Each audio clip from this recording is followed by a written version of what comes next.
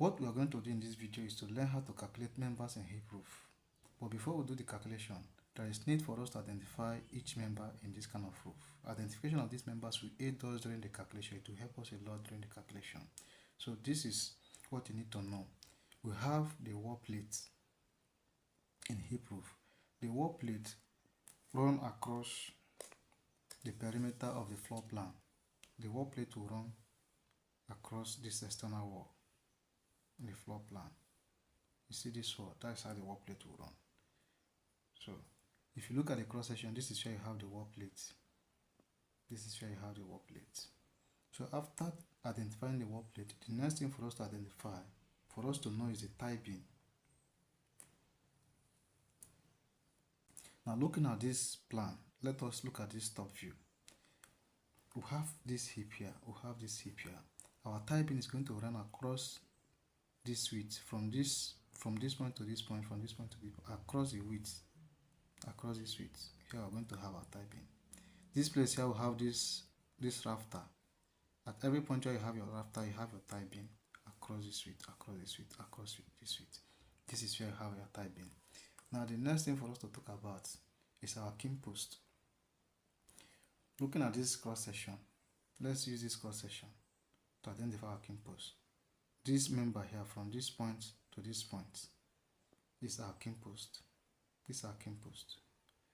So having known the king post, the next member for us to identify is our rafter. But in hip roof, we have different types of rafter. Look at it.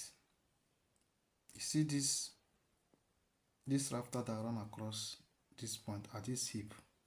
This rafter that run across this point at this hip is called hip rafter. It's called what? Hip rafter. Haven't identified this rafter. The next rafter for us to talk about, for you to identify also, is this rafter that run from this point to this point, from this point to this point, from this point to this point, from this point to this point. This rafter is called common rafter. Common rafter. Also, the rafter that run from the top of the king post down to this point is also known as common rafter. This rafter is common rafter also. This rafter is also known as common rafter. Take note, please.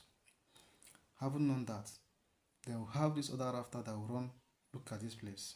Identify it here. This rafter that will run at this point. At this point. They are not always equal. This rafter is called jack rafter. So you can see that we have identified the three types of rafter: the hip rafter, the common rafter, and the jack rafter. If you want to pronounce them in plural form, you can say jack rafters, common rafters, and hip rafters. Alright. So having known our rafters, the next member that we're going to identify is our struts. Our struts are the bracing which we have. Look at our struts from the cross section. These members are our struts. These members are our struts. But haven't known our struts, the next question you need to ask yourself is this: in your hip roof, where are the areas where you have your struts? The places where we have struts are those places where we have our trusses. Ask yourself, what then is trusses? Trusses are a collection of members that helps to increase the strength and the stability of our roof. Now, trusses encompasses, look, this is where we have trusses, where we have this triangular form. At this point, we have our truss here, and trusses constitute of our rafter, our king post, tie beam, and struts. So this triangular combination of members that helps to give strength to the roof is known as what is called trusses. So where do we have these trusses? If you look at this top view, this is where you have your trusses. At this point, we have truss here, we have truss here, we have truss here, we have truss here. So your identification of number of trusses in your plan will also help you during calculation of struts. You have to calculate for this member. So we have identified our struts. So the next member for us to talk about is what? Let's also identify our purlins. Purlins are those members that comes directly on top of our rafter. Look at these members. These members are called purlins. They are purlins. Haven't identified our purlins, the next thing for us to identify are our roof coverings. These are roof covering. These are roof covering. So on our roof covering, directly on top of the what? Game post, you have your ridge cap, because there's always space. When this roof member come to this point, this one come to this point, there's always a space that is created in between. So we also use that roof covering, that same roof covering, to cover this space, which is called our ridge cap. This ridge cap is always common in gable roof, but in hip roof, there's also another cap which you need to know. Look at this point. At this point where you have this rafter,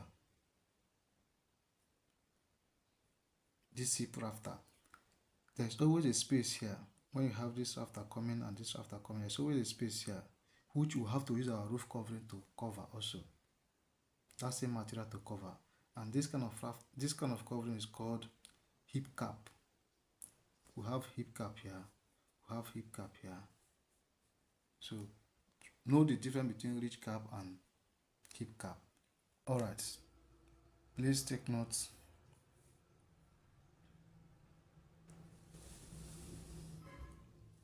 Now the pitch angle is 45 degrees. Our rafter center to center is 0.9. That is 900 mm. Our Purlins center to center is 0.6. Tie beam center to center is 0.9. In my next video, we're going to learn how to calculate for the members one after the other. If this is your first time coming across my video, like this video, share and comment. I love you all.